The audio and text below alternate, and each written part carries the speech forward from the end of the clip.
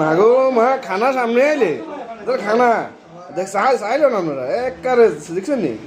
মানে সে খানা দেখেন এক প্লেট খাসি এক প্লেট ডাল এখানে আবার খাসির সাথে মনে হয় হাঁসের মাংস দিছিল এক পিস সব খাইছে রুটি খাইছে 5টা পরোটা খাইছে 4টে মানে এই লোকের খানা দেখলে শরীরের সাইজ দেখলে আপনারা বুঝবেন কি অবস্থা মানে মানুষ যে এমন খাইতে পারে কেমনে খাইতে পারে এটা তারও না দেখলে আমরা জীবনে দেখতেন দেখিল এই তার ফ্যাটের সাইজ কে চাইলেন এইটা হচ্ছে সেই লোক মিস্টার মাহফুজুর রহমান ফয়সাল বাড়ি হচ্ছে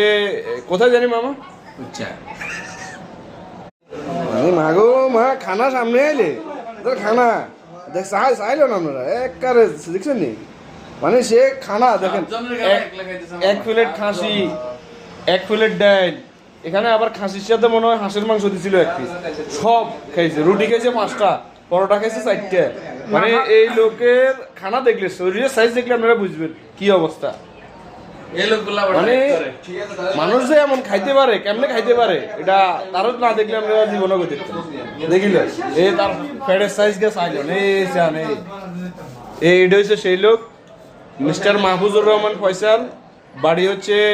কোথায় জানি মামা